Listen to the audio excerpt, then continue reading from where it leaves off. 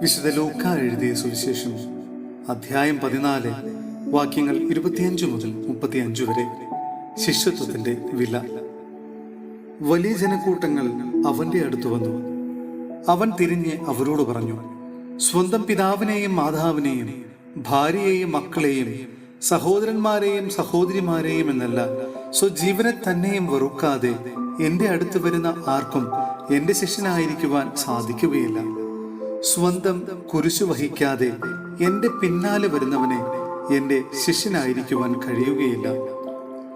ഗോപുരം പണിയാൻ ഇച്ഛിക്കുമ്പോൾ അത് പൂർത്തിയാക്കാൻ വേണ്ട വക തനിക്കുണ്ടോ എന്ന അതിന്റെ ചെലവ് ആദ്യമേ തന്നെ കണക്ക് കൂട്ടി നോക്കാത്തവൻ നിങ്ങളിൽ ആരുണ്ട്? അങ്ങനെ ചെയ്യുന്നില്ലെങ്കിൽ അടിത്തറ കെട്ടിക്കഴിഞ്ഞ് പണി മുഴുവനാക്കാൻ കഴിയാതെ വരുമ്പോൾ കാണുന്നവരെല്ലാം അവനെ ആക്ഷേപിക്കും. അവർ പറയും, ഈ മനുഷ്യൻ പണി ആരംഭിച്ചു, പക്ഷെ പൂർത്തിയാക്കാൻ കഴിഞ്ഞില്ല. അല്ലെങ്കിൽ 20,000 ഭടന്മാരോടുകൂടെ തനിക്കെതിരെ വരുന്നവനെ 10,000 കൊണ്ട് നേരിടാൻ സാധിക്കുമോ എന്ന് ആദ്യമേ ആലോചിക്കാതെ മറ്റൊരു രാജാവിനോട് യുദ്ധത്തിന് പോകുന്ന ഏത് രാജാവാണുള്ളത്?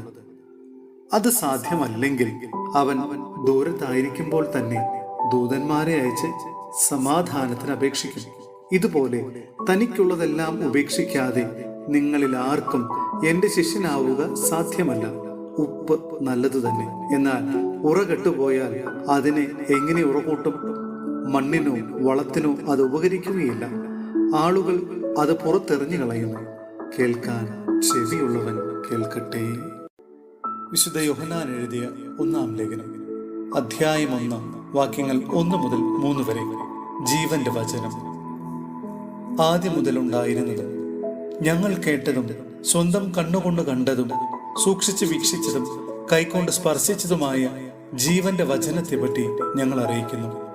ജീവൻ വെളിപ്പെട്ടു, ഞങ്ങളത് കണ്ടു, അതിന് സാക്ഷ്യം നൽകുകയും ചെയ്യുന്നു. പിതാവിനോടുകൂടെ ആയിരുന്നതും ഞങ്ങൾക്ക് വെളിപ്പെട്ടതുമായ നിത്യജീവൻ ഞങ്ങൾ നിങ്ങളോട് പ്രഘോഷിക്കുന്നു.